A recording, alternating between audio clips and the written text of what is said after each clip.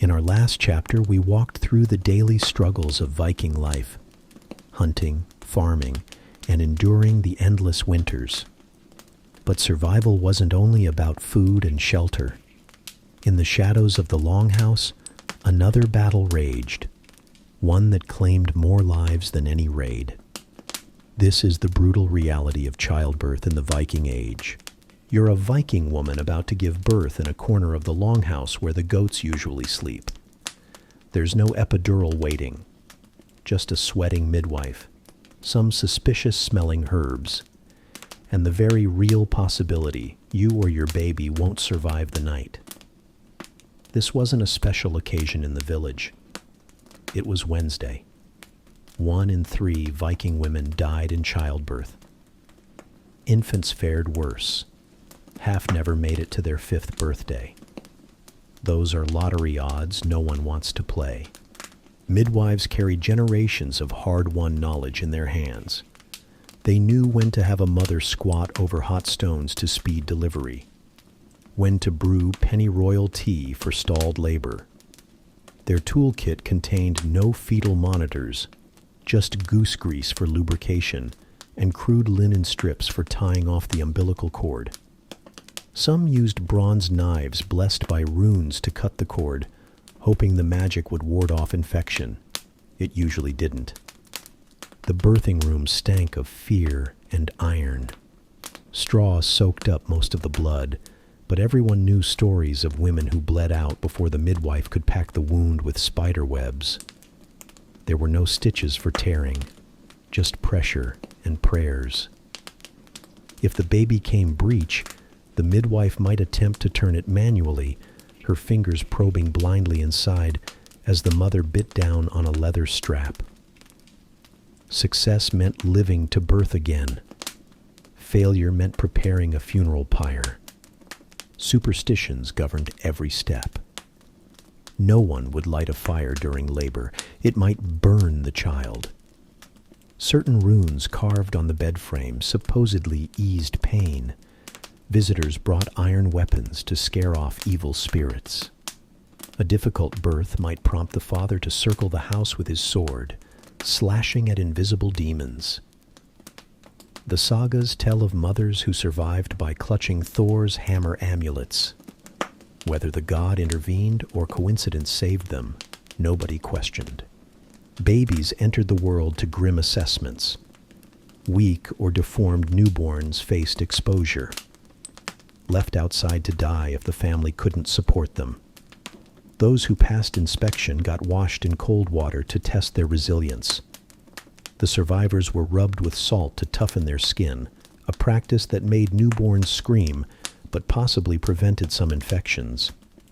Their first bed was often a repurposed animal trough, lined with whatever rags weren't in use. Naming happened quickly, but not thoughtfully. A child might be called Fregus or Brynhild, based on how loud you were and which ancestor hasn't had a baby named after them in a while. Twins often shared names with livestock, easier to remember when half the village answered to Bjorn. Some boys were named after the weapon that nearly killed their father in battle. Girls might be called Dis if born during a feast day honoring female spirits. Modern maternity wards would terrify a Viking midwife. Sterile gloves? Why remove the helpful bacteria from your hands? Fetal heartbeat monitors? Real women labored in tune with the creaking of the longhouse roof. That nice reclining bed? Squatting opened the pelvis better. Viking women would scoff at our need for pain medication while simultaneously envying its existence. Their pain relief consisted of chewing bitter willow bark and pretending not to scream. Recovery was its own ordeal. No maternity leave. You were back to grinding grain within days if you survived. Infections raged unchecked until they killed or mysteriously faded. New mothers bled for weeks with only moss pads to catch the flow. Babies nursed whenever they cried because alternative feeding methods didn't exist. If your milk didn't come in, The baby starved unless another nursing mother took pity. The rituals continued after birth. Mothers carried knives to cut the Huldrefolk marks, invisible threads evil spirits used to track newborns. Infants wore iron brooches to deflect the evil eye. Some families buried the afterbirth under the threshold to bind the child to the homestead. These practices made sense in a world where half of all children vanished before growing old enough to work.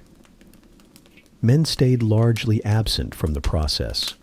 Birth was women's magic, too dangerous for male involvement. Fathers might be summoned to acknowledge the child or to dig a grave. Their main duty was providing enough firewood to keep the longhouse warm for the vulnerable newborn. Some histories suggest men avoided seeing their wives nude during birth, considering it bad luck before battles. Yet, women endured. They passed down techniques for surviving childbirth, just as they passed down cooking pots and wool carders. A good midwife was worth her weight in silver, her knowledge more valuable than any sword. Communities celebrated successful births with extra mead rations, not for the mother who wasn't allowed alcohol while nursing, but for everyone relieved they wouldn't be digging another grave. The resilience of Viking women shaped their world. They birthed the next generation in smoke-filled rooms without complaining, because complaining changed nothing. Their bodies bore the scars of labor, just as men bore battle wounds, except no songs celebrated torn perineums. When they died in childbirth, they were remembered simply as so-and-so's mother, their graves marked with smaller stones than warriors received. Modern pregnancy guides would be useless in their world. No diagrams of fetal development week by week. Just the palpable kick inside a swollen belly and hope it stayed strong. No vitamins, just whatever nutrients could be scavenged from winter-stored foods. No cute ultrasound pictures, just the midwife's hands judging the baby's position through taut skin. Viking children entered a hard world through blood and struggle. Their first breath mingled with wood smoke, their first cry competing with livestock noises. They were wanted not for sentimental reasons, but because every pair of hands was needed for survival. Those who lived became part of the endless cycle. Girls learning midwifery from watching their mothers gasp through labor. Boys being taught that birth was women's mysterious work. Now imagine that surviving baby growing up in a world where sticks were toys and chores started as soon as you could walk. No coloring books, no play dates. Just the constant press of work and the sharp lessons of hunger. Childhood wasn't a time of innocence here, but an apprenticeship in not dying. Your Viking childhood began the moment you could walk without falling into the fire pit. That stick in your hand wasn't a toy. It was your first tool, your weapon, and your only entertainment. The muddy yard outside the longhouse served as both playground and battlefield, shared equally with pigs, chickens, and the occasional disgruntled goat. There were no safety measures, no soft edges, just a world where everything was sharp, flammable, or potentially edible. One wrong move, and you'd learn why touching hot metal hurt, why drinking from that puddle made you sick, why that tame fox wasn't actually tame. Lessons came quick and often left scars. Education happened through observation and imitation, not books or classrooms. You watched your mother grind grain between stones, then tried it yourself with half the efficiency and twice the mess. You saw your father mend fishing nets and copied the knots with grubby fingers. Older siblings demonstrated how to throw rocks with accuracy, how to start fires without burning down the longhouse, how to lie convincingly about who ate the last dried fish. By age 5, you could identify edible plants, predict rain from cloud patterns, and follow animal tracks in the mud. School wasn't a place. It was whatever chore or danger you faced that day. Chores started as soon as you could carry anything heavier than your own shoes. Toddlers collected eggs from irritable hens. 6-year-olds hauled buckets of water from the stream. 8-year-olds wielded small knives to clean fish or chop vegetables. There were no age-appropriate tasks, just work that needed doing, scaled down to whatever size hands were available. Fail at your job and dinner might be short a few ingredients, earning you sharp words and an empty stomach. Succeed and you got more responsibilities piled on. Childhood wasn't preparation for life. It was life, just in a smaller, dirtier package. Toys were whatever wasn't nailed down or actively on fire. A wooden horse missing 3 legs and chewed by the dog. A ball made from a pig's bladder that smelled faintly of urine.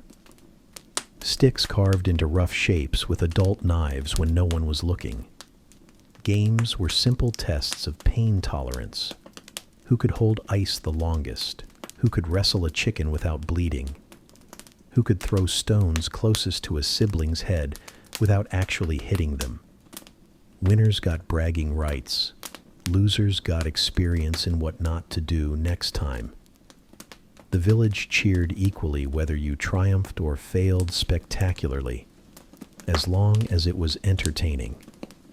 Modern kids with their padded playgrounds and scheduled playdates would faint at the sight of Viking childhood. No one worried about helicopter parenting when children were left to chase sheep through brambles. Screen time meant staring at the actual sky to guess if it would rain.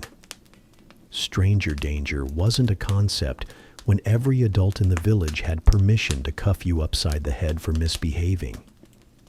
Your safe space was wherever you could outrun whatever was chasing you. Surviving each day meant accumulating skills through bruises and close calls. Parents raised children with the same practicality they applied to livestock. A strong, clever child was an asset. A weak or foolish one was a liability. There was affection. Viking parents weren't monsters, but it showed differently. A father might teach his son to whittle by guiding his hands on the knife. A mother might sing while her daughter helped card wool. Praise came in backhanded compliments like, "You only spilled half the milk today." Love meant making sure you could survive when they weren't there to save you. Warm fuzzies wouldn't keep you alive come winter. Children learned early how their world worked. Money was measured in bags of grain or lengths of wool. Social status depended on what your family could provide the village. Justice meant paying fines in cheese or butter if you messed up badly enough. Fairness wasn't about equality. It was about whether you could carry your weight. Kids who couldn't pull their share got fewer portions at meals, less protection from bullies, fewer chances to prove themselves. It bred resilience fast. By 7 or 8, most could barter, haggle, and argue like miniature adults, just with more missing teeth. Health was a constant gamble. No vaccines meant diseases ripped through villages unchecked.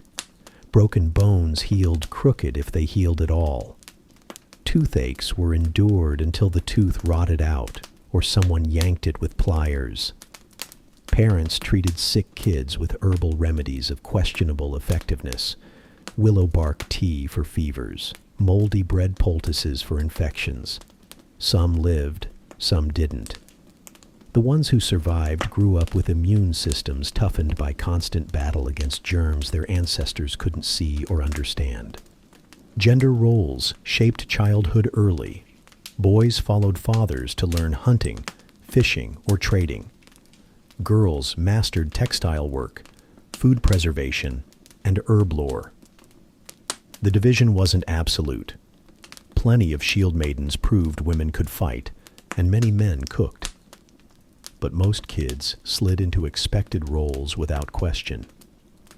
Families needed everyone contributing where they were most useful. Dreaming of being something else was like dreaming of growing wings pointless when tomorrow's meal depended on today's labor. By modern standards, Viking childhood sounds brutal. But within that world, it made sense. Every scraped knee taught caution. Every successful chore built confidence. Every harsh winter proved resilience mattered more than comfort.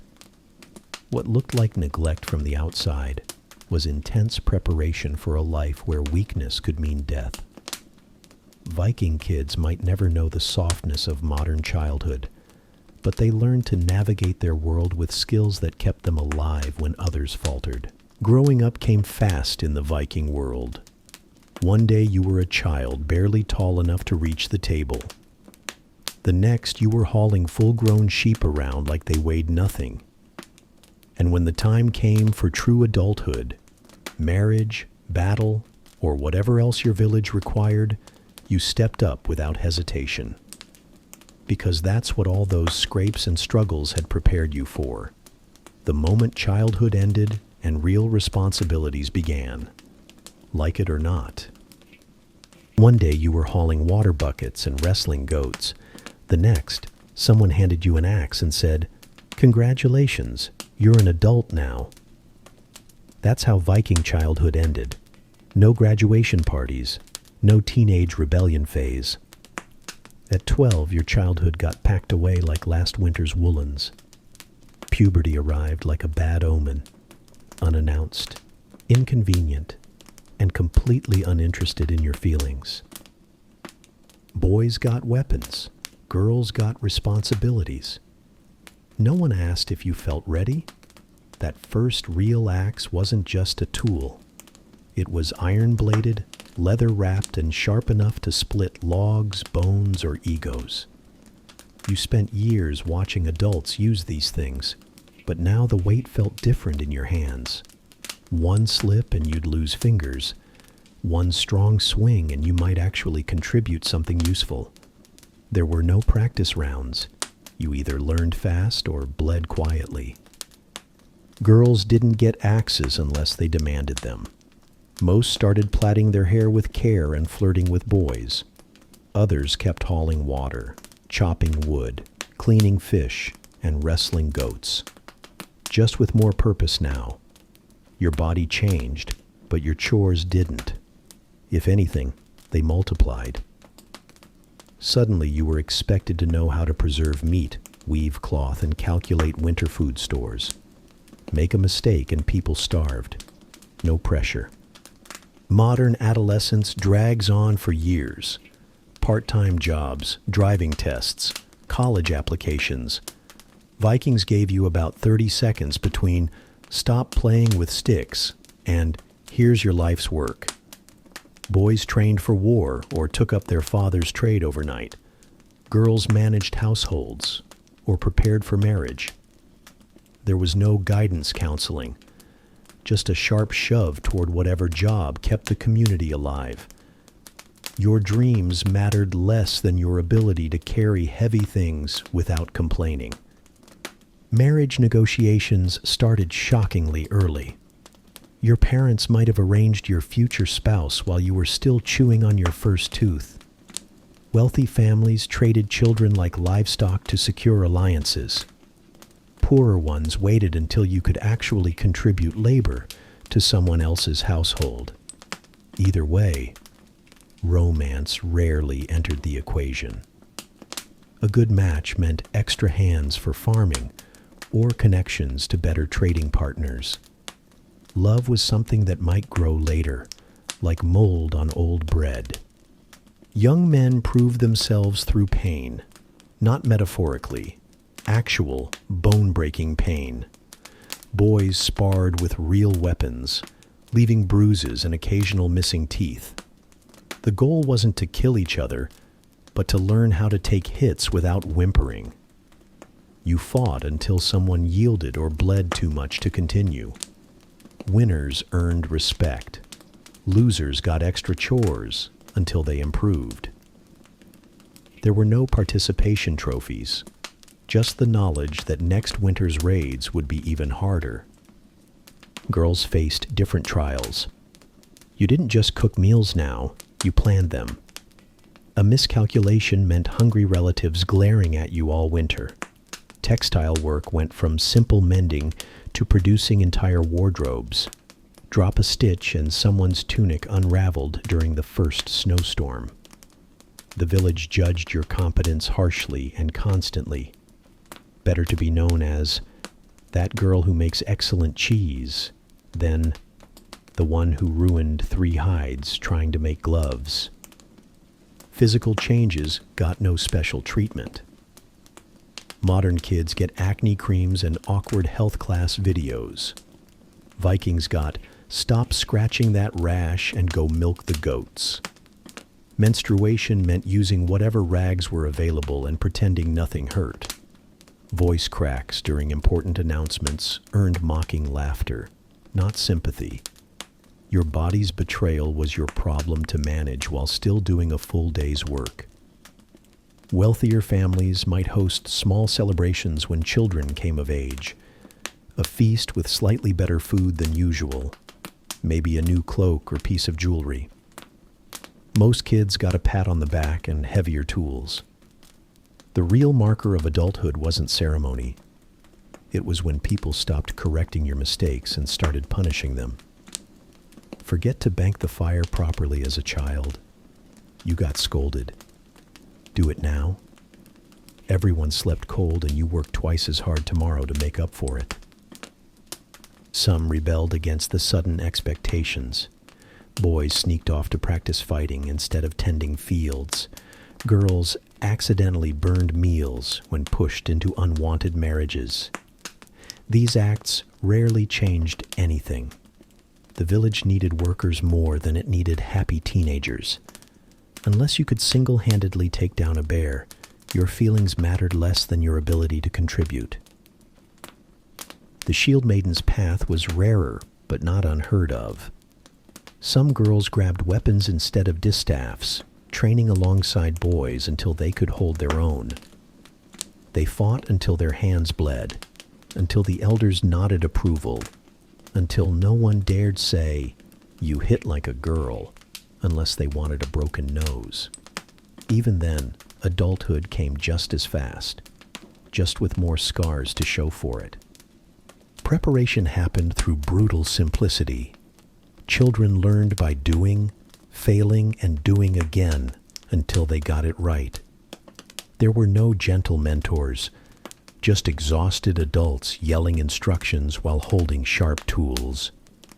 You observed, repeated, and eventually stopped getting in the way long enough to be useful. Survival skills weren't taught. They were absorbed through years of watching parents survive. By 14, you were essentially a small adult with fewer rights. You could marry, work, even fight. But your opinions still mattered less than those of elders. Your labor counted, your voice barely registered. This limbo lasted until you produced children of your own or distinguished yourself in battle.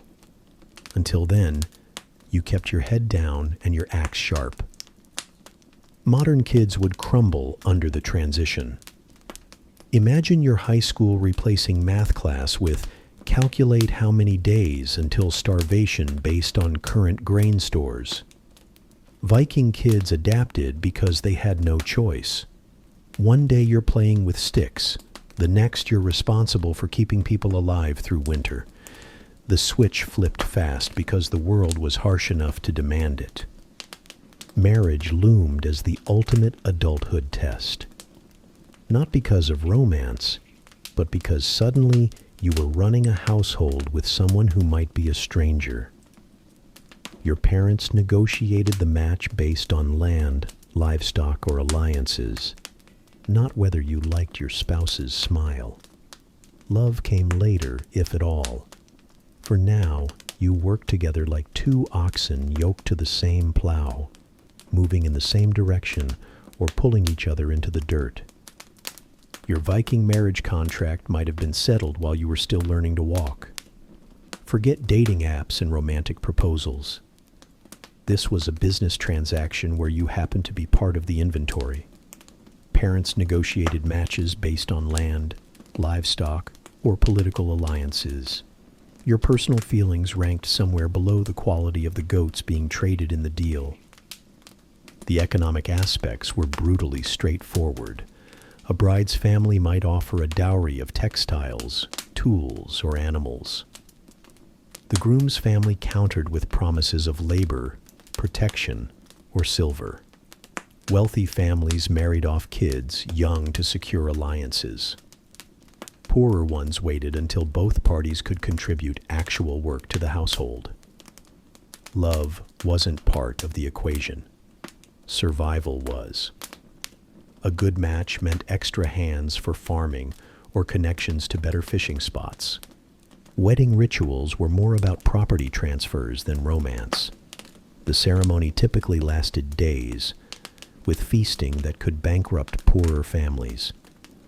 Brides wore their hair loose as a symbol of virginity, along with a crown that might be the most expensive thing they'd ever own. Grooms presented swords that their new father-in-law would immediately gift back to them, a formality that proved the weapon wasn't stolen. The couple drank from the same ceremonial cup. Then the bride's father handed over keys to symbolize the transfer of household authority. The marriage itself was less about companionship and more about division of labor. You didn't marry your soulmate. You married someone who could chop wood without losing fingers or weave cloth without wasting yarn. Men handled outdoor work like farming, fishing, and fighting. Women managed food storage, textile production, and child rearing. Cross those lines too often, and the village gossiped. A man who couldn't hunt or a woman who burned the bread faced constant ridicule. Modern couples might bicker over chores. Viking couples argued over whether the winter grain stores would last.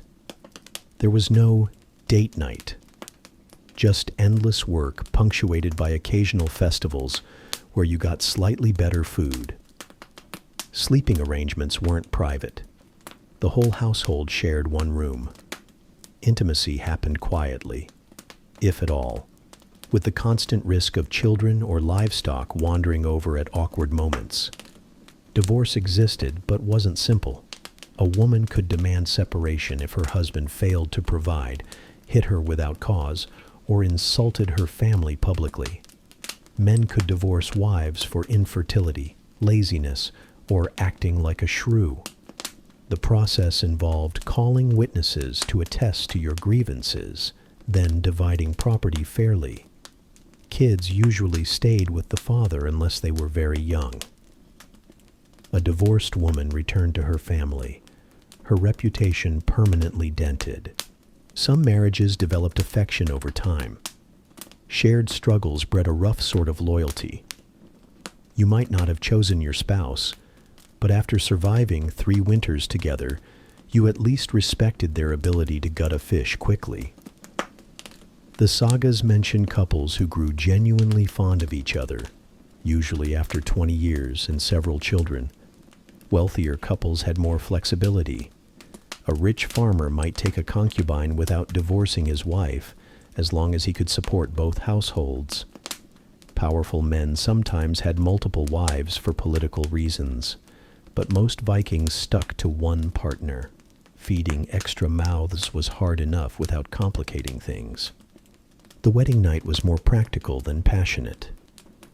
Before consummation, witnesses had to verify the bride's virginity, sometimes by displaying blood-stained sheets. Afterward, the couple was left alone, though the whole village knew exactly what was happening. If the marriage wasn't consummated, it could be annulled. No one asked if you were nervous or unprepared. Children were the expected outcome, not a choice. Large families meant more workers and better odds of someone surviving to adulthood. Babies came yearly until your body gave out or you died in childbirth. A childless marriage was considered failed.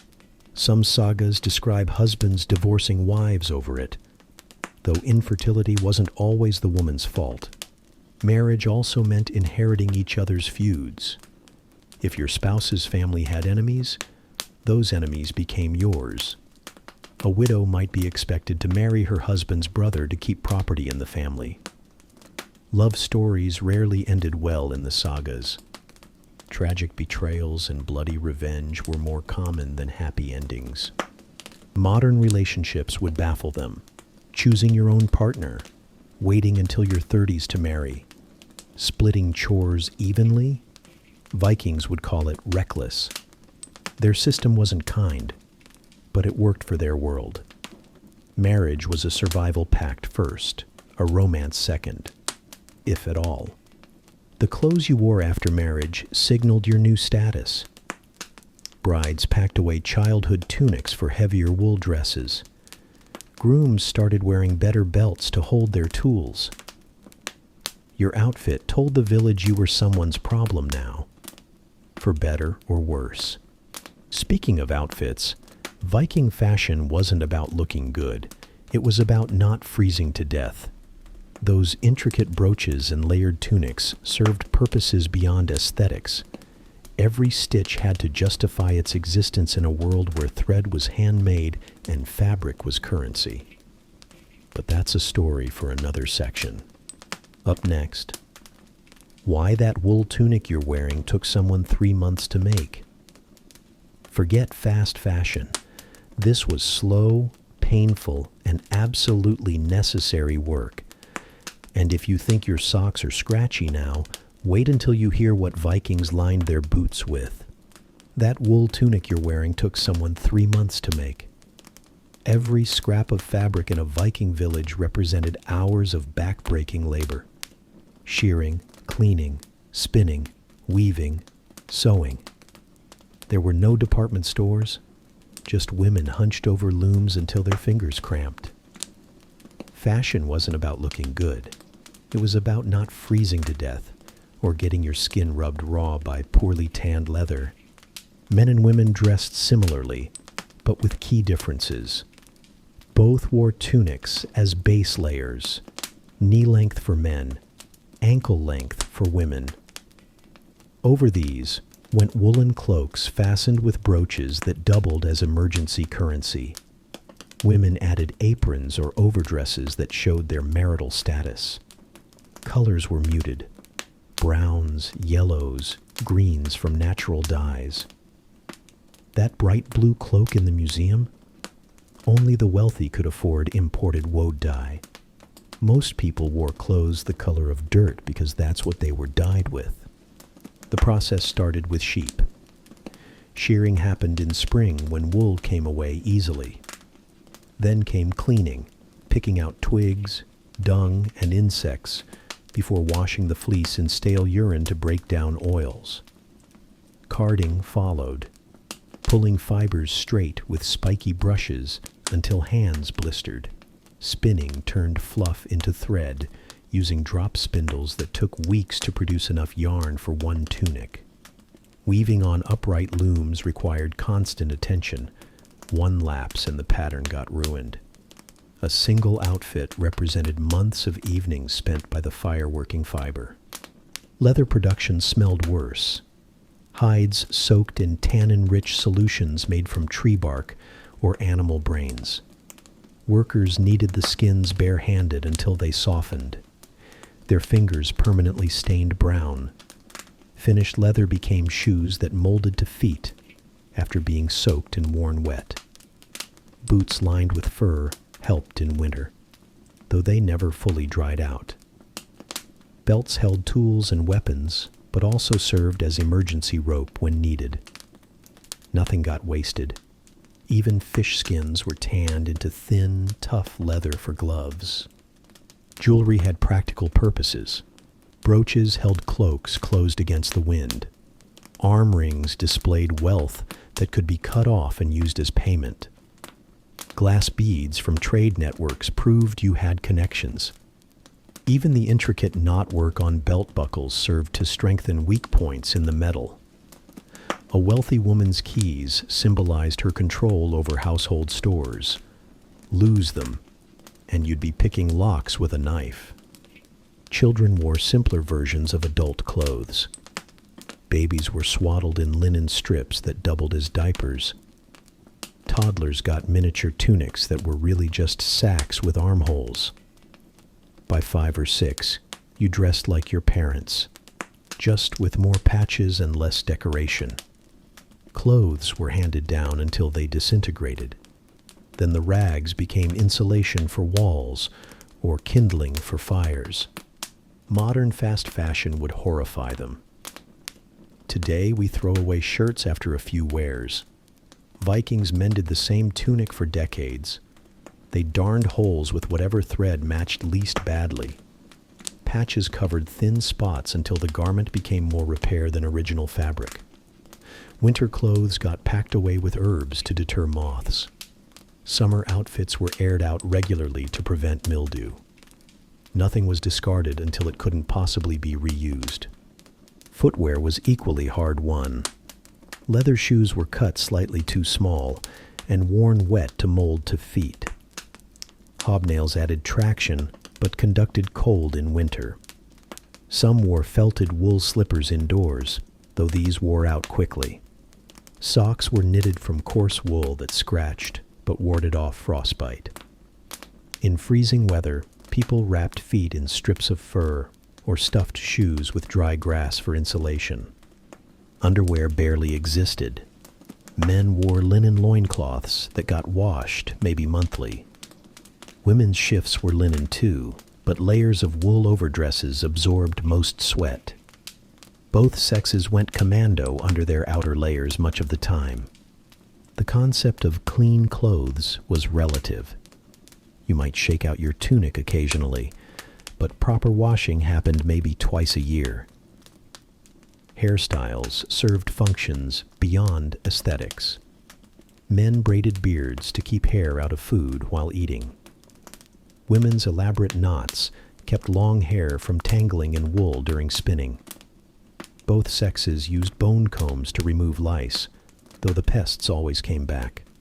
Some rubbed fat into hair to make it shine, which also made it attract dirt faster. Baldness was rare. Those who lost hair likely wore caps year-round to hide it. Dyes came from whatever plants grew nearby. Onion skins produced yellow. Lichen gave purple. Iron-rich mud created rusty red.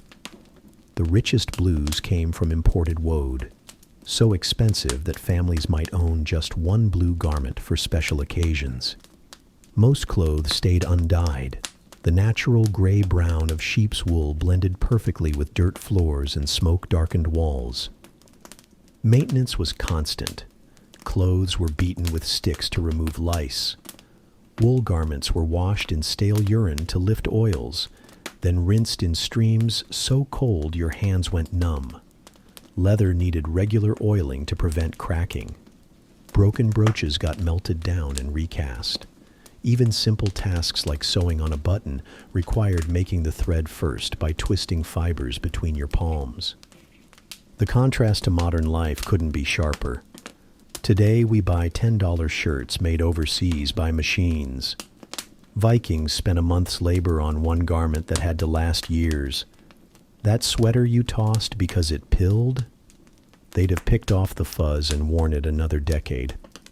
Fashion wasn't vanity. It was survival, plain and simple.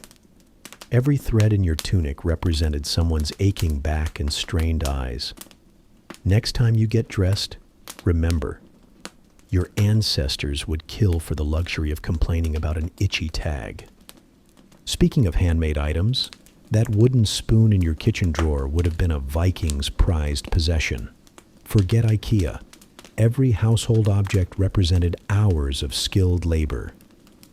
From butter churns to fishing nets, nothing got mass-produced.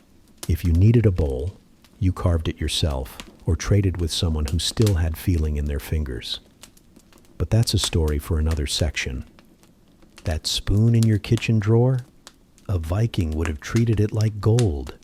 Every mundane object in a Viking household represented hours of painstaking work. No factories, no assembly lines, just someone's hands shaping raw materials into useful things while everyone else went about their business. You needed patience, skill, and strong fingers that didn't mind splinters. basic tools were hard-won. You didn't just buy an axe, you traded for iron and spent days hammering it into shape. The wooden handle came from a tree you felled yourself, carved smooth with a smaller knife you'd also made. Even simple nails were valuable enough to salvage from old buildings. Everything got reused until it disintegrated. Then the pieces became something else. Broken swords got reforged into cooking tools. Worn-out barrels became buckets. Nothing was junk, just materials waiting to be transformed. Woodworking dominated daily life. Longhouses needed constant repair, and every family member learned basic carpentry. You carved bowls from burls that resisted cracking. Furniture consisted of hacked-together stools and plank beds. Ships required specialized skills. Only master boat builders knew how to shape planks, so they flexed with waves without leaking.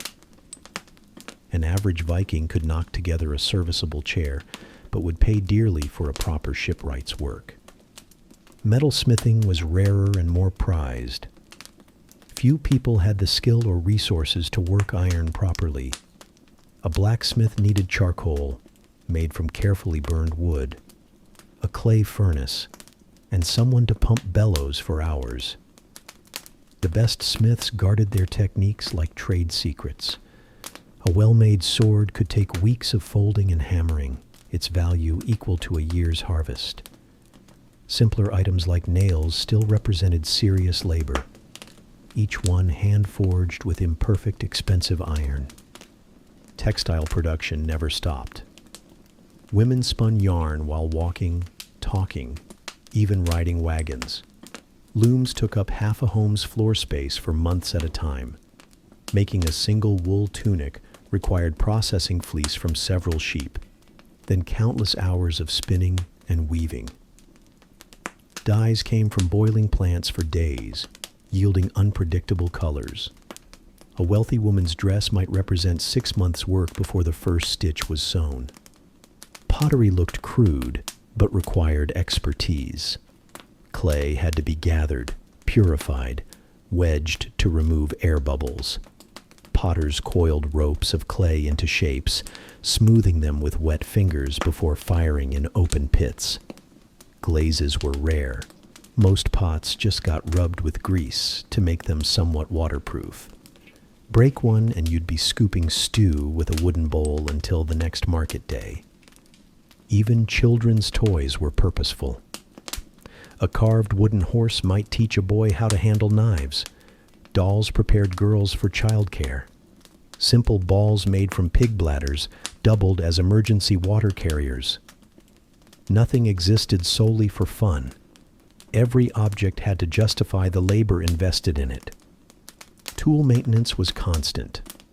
Blades needed sharpening on whetstones hauled from distant quarries. Axe handles cracked and needed replacing.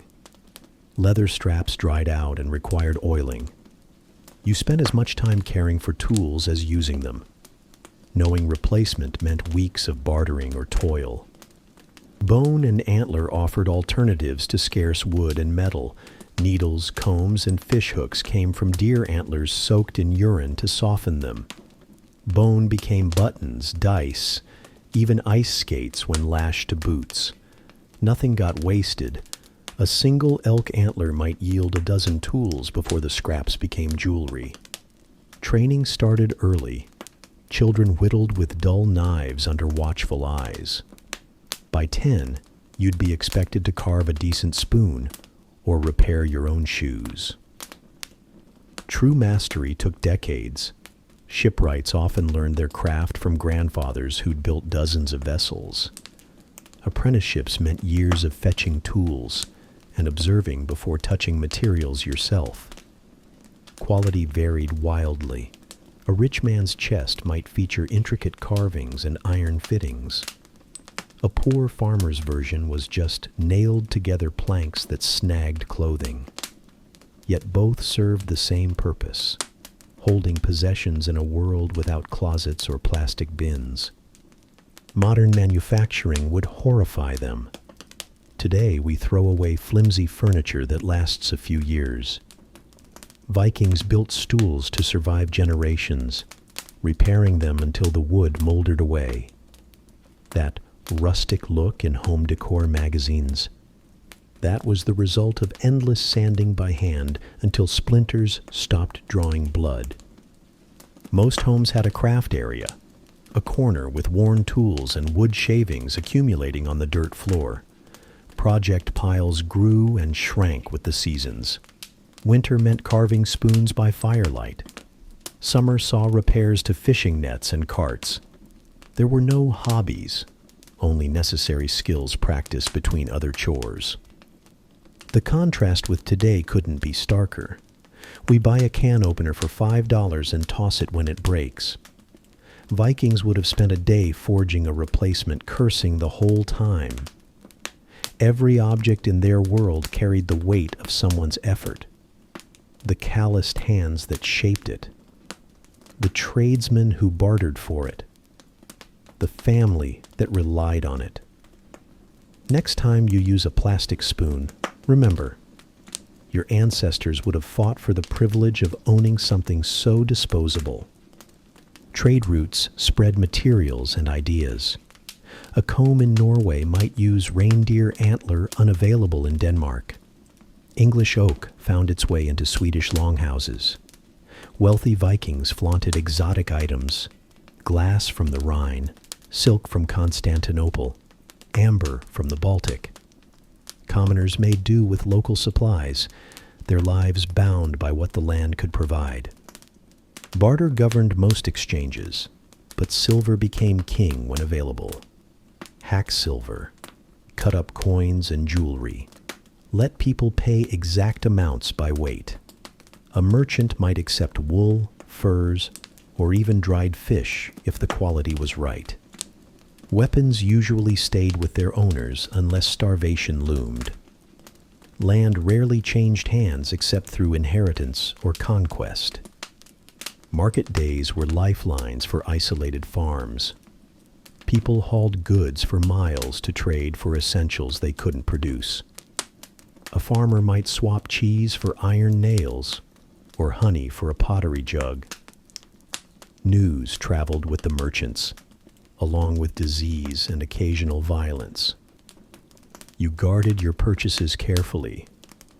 Losing them meant waiting months for another chance. Coastal villages relied on ship traffic for goods. A trading gnar carried more than just luxuries. Its hull might hold the only barrel of salt for curing fish that year. Captains became community pillars, their arrivals sparking impromptu festivals. Miss a ship, and you missed access to materials impossible to get locally. Trade disputes often turned deadly. Short-waiting someone or selling rotten grain could start blood feuds. Witnesses gathered for major transactions, remembering terms in case arguments arose later. Clever traders learned to evaluate goods quickly. Bad wool smelled wrong. Poor iron bent too easily. Trust mattered almost as much as the items being exchanged. Silver coins jingling in your pocket? Not likely. Vikings traded goods for goods, and your bargaining skills determined whether your family ate beef or turnips this winter. The closest thing to currency was hack silver. Chopped up jewelry and foreign coins weighed on small scales. A trader might accept your broken armband for a cooking pot, provided the weight matched and nobody caught you using lead fillings. Value depended entirely on usefulness. A good iron cooking pot was worth 3 sheepskins. A sword equaled 20 bushels of grain. Glass beads from faraway lands traded for more than local clay ones. Even slaves had price tags, usually about the same as 8 cows.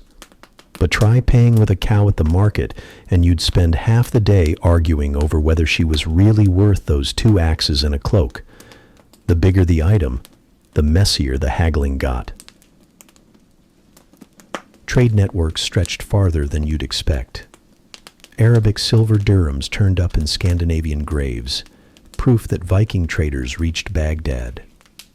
Furs from Norway traveled to Constantinople, while silk from China somehow wound up in Dublin.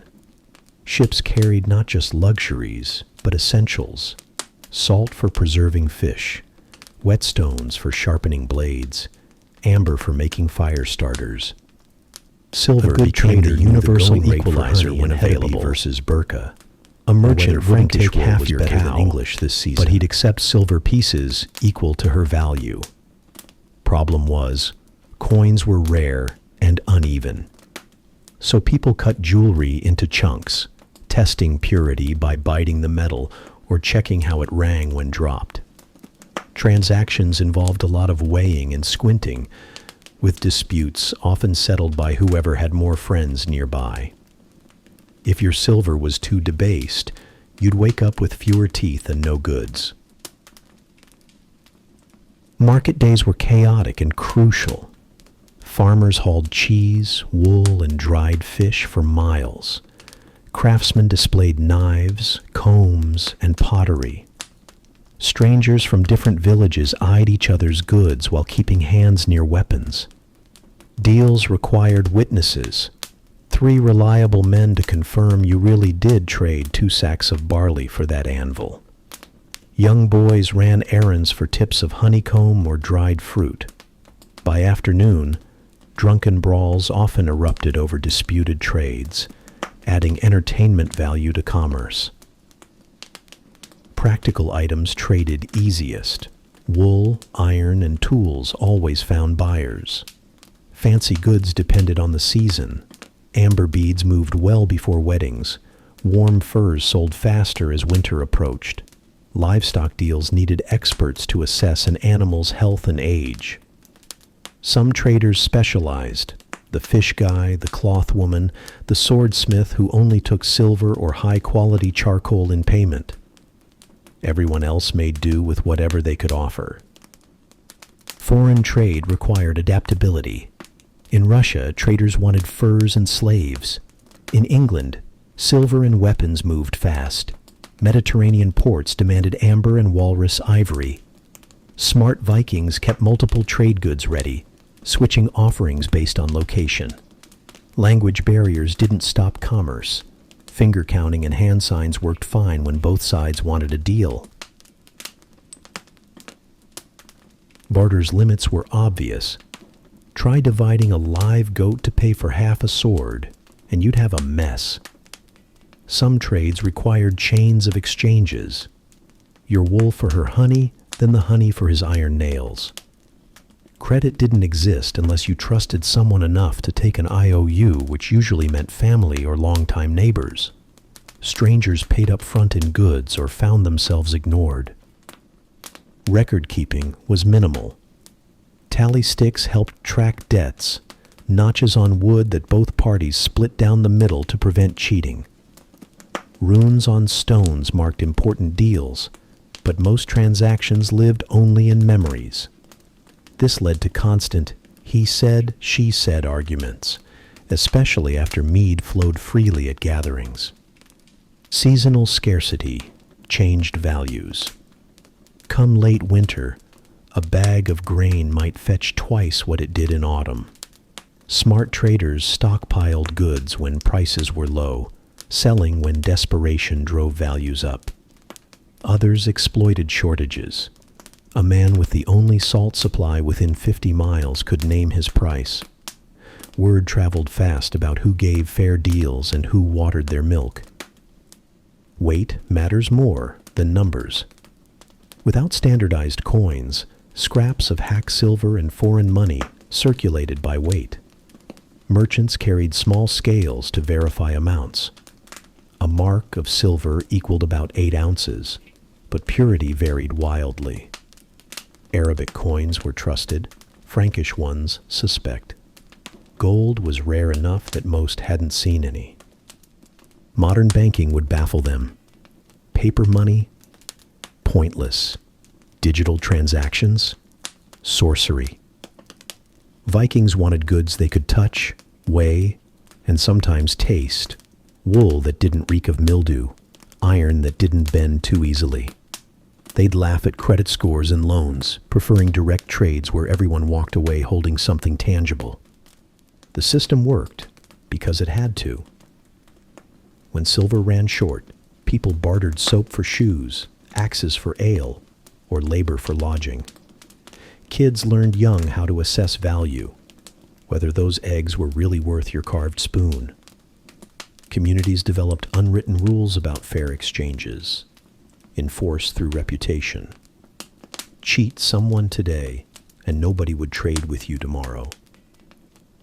Disputes required solutions, which is where things got legally messy. What happened when someone reneged on a trade or delivered rotten goods?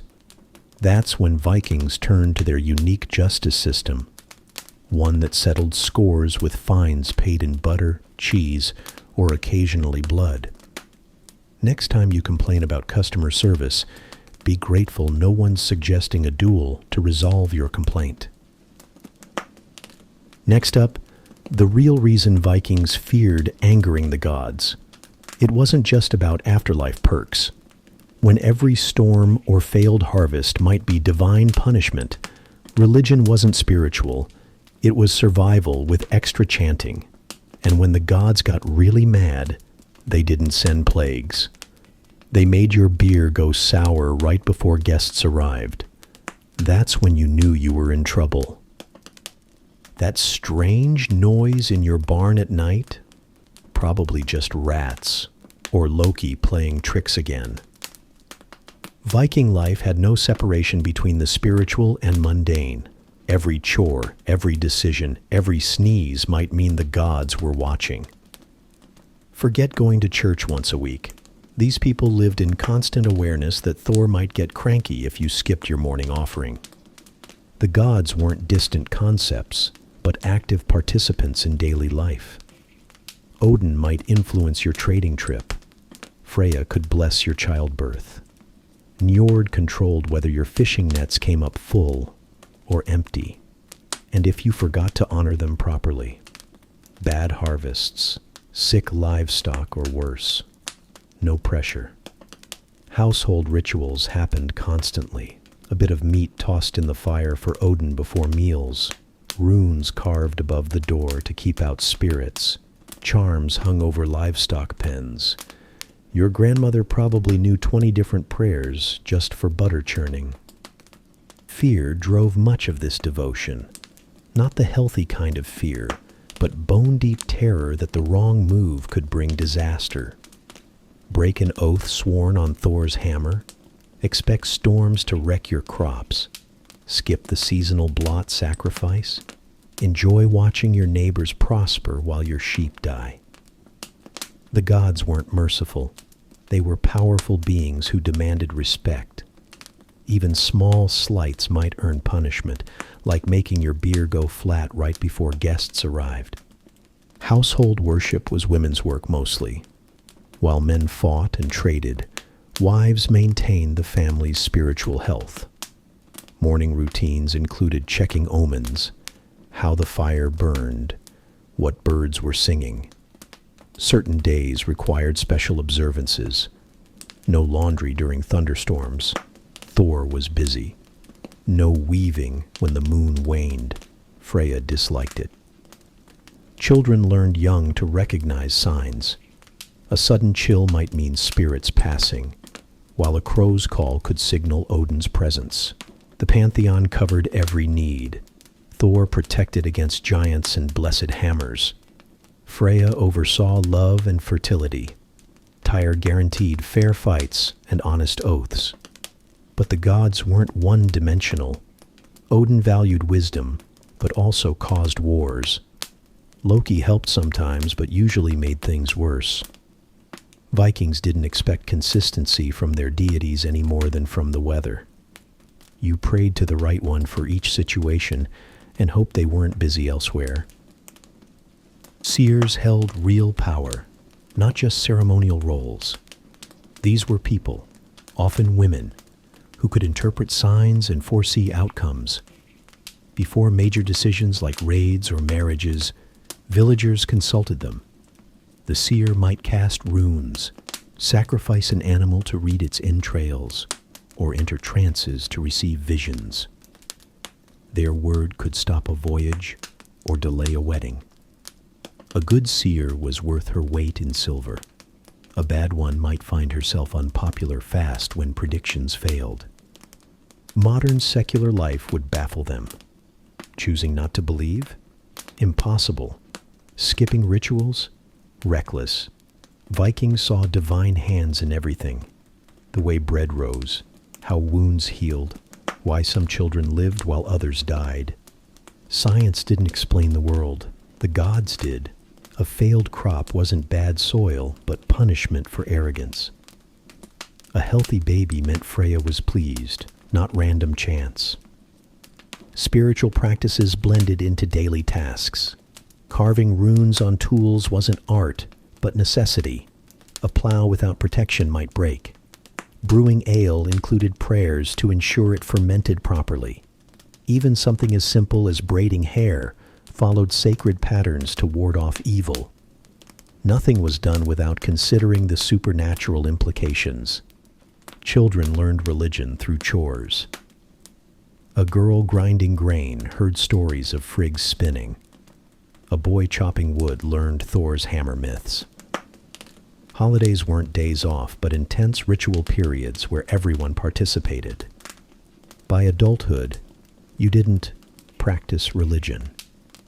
You lived it as naturally as breathing. The afterlife loomed large in decisions. Dying in battle might earn Valhalla, but most people expected Hell's realm, a shadowy continuation of earthly life. This shaped behavior. Why risk offending ancestors who could still influence events? Proper funeral rites ensured the dead stayed happy. A neglected grave might mean haunting. Families maintained burial mounds like we maintain gardens. Sacrifices ranged from routine to extreme. Daily offerings might be bread crusts or a splash of ale. Seasonal blots required animal sacrifices. Blood splashed on altars, meat shared in feasts. Rarely during crises humans were offered. Archaeology confirms this. The logic was simple. Give the gods your best, and they might reciprocate. Holy places were everywhere, not just temples. Certain trees, rocks, and springs were sacred. Farmers left patches of field untilled for the gods. Fishing spots had lucky charms. Even longhouses had god corners, with figurines and offerings. The world was alive with spiritual presence. Ignore it at your peril. Contrast this with modern life, where religion is often compartmentalized. Vikings would wonder how we function without constant divine guidance. Our science-based explanations would seem naive. Of course, thunder isn't just weather, it's Thor fighting giants. Our skepticism about omens would look like willful blindness. The payoff was tangible. Proper observance brought protection, good fortune, and community standing. Neglect brought shame and disaster. In a world full of very real dangers, the gods offered both explanation and hope. When crops failed or children sickened, at least you knew why and what to do next time. This constant spiritual awareness created a society where every action had deeper meaning. That spoon you carved? Its runes might prevent poisoning. The way you stacked firewood could influence the winter's severity. Life wasn't random. It was a series of signs and correct responses. Get it right, and the gods might smile. Speaking of smiling, the few times Vikings truly relaxed were during festivals. Those rare occasions when the gods were definitely pleased and everyone could eat, drink, and brag, without fear of divine wrath. Because nothing convinced Thor you were pious like getting blackout drunk in his honor. But that's a story for another section. The seasonal festivals weren't just celebrations, they were survival tactics. After months of grinding labor and scraping by, Vikings needed these scheduled bursts of excess to remember why they endured the endless work. When winter darkness pressed in like a physical weight, Yule arrived to push back with firelight and fermented drinks. The gods demanded worship, yes, but conveniently liked their worship served with massive portions of roast meat and competitive drinking. Yule lasted 12 days because anything shorter wouldn't cut through the seasonal depression. Preparations started weeks early, slaughtering animals that couldn't be winter-fed, brewing special stronger ale, carving ceremonial objects. The actual festival blurred religious obligation and drunken revelry. Families dragged out the carved idols they kept wrapped in cloth all year, setting them up in the longhouse where everyone could make offerings. The poor placed simple gifts, like bread or dried fish, before the statues. Wealthier households sacrificed prized animals, splashing blood on the idols before cooking the meat for the feast. Food became the centerpiece. The roasted boar's head carried in with ceremony wasn't just dinner, it symbolized the sun's return. Butter finally got used liberally after months of careful rationing.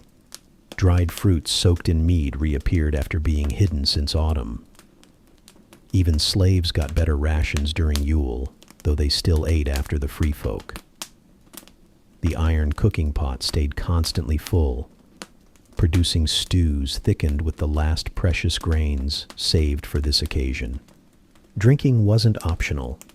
Every toast carried ritual significance, to Odin for wisdom, to Freyr for fertility, to departed ancestors whose empty chairs still held place settings.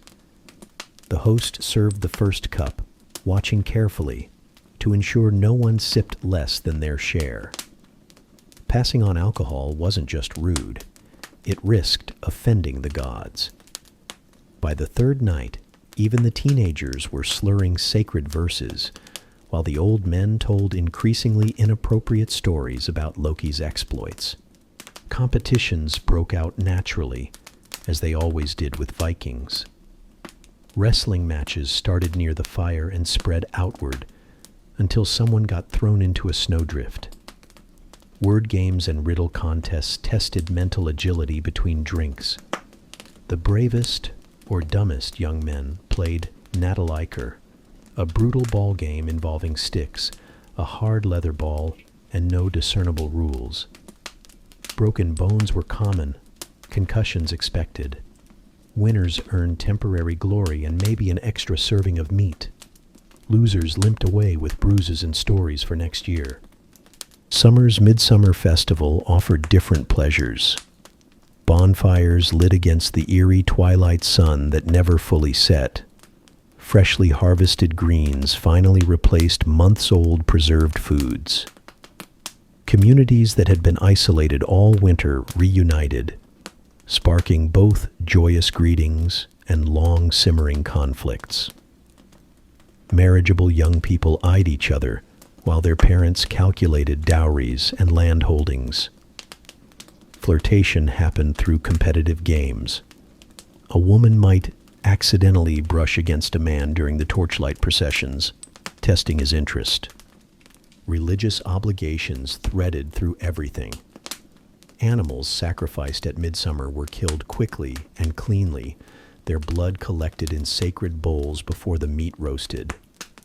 The first fruits of the harvest went to the gods before anyone else ate.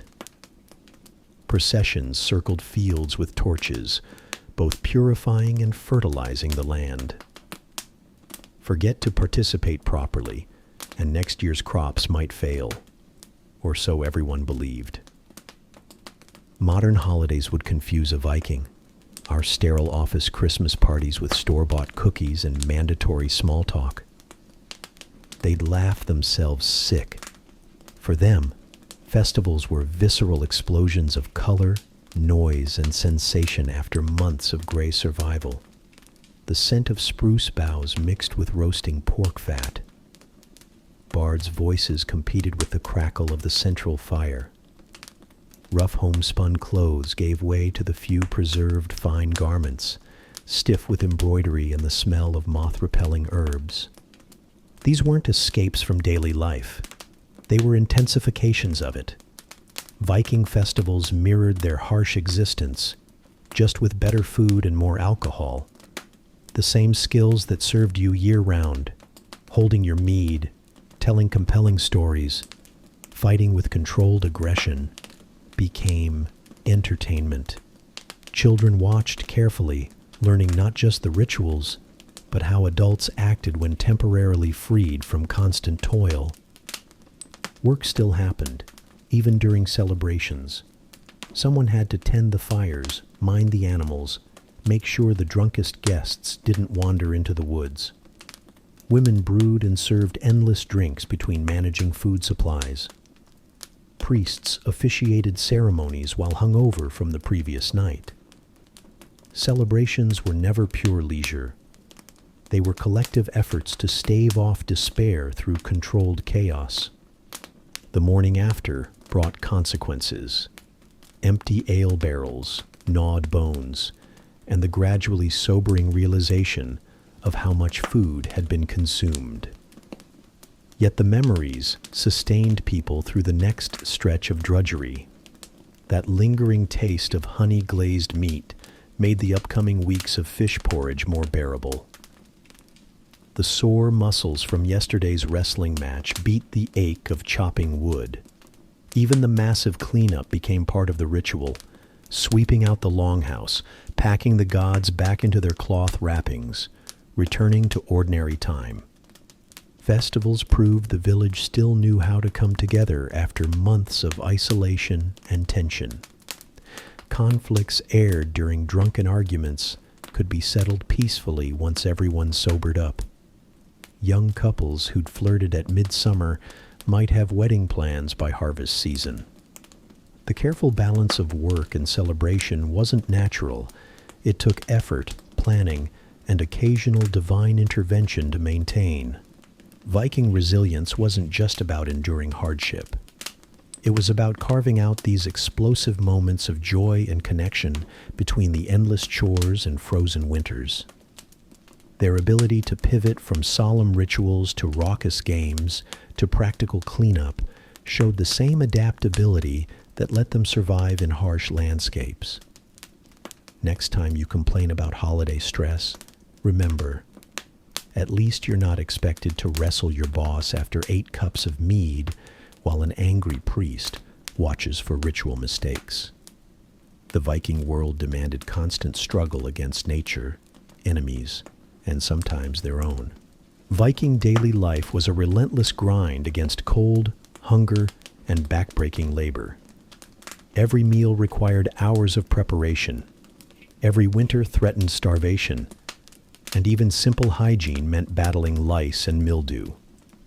Yet somehow they adapted, carving warmth from frozen ground, turning rotten fish into meals, and wringing survival from sheer stubbornness.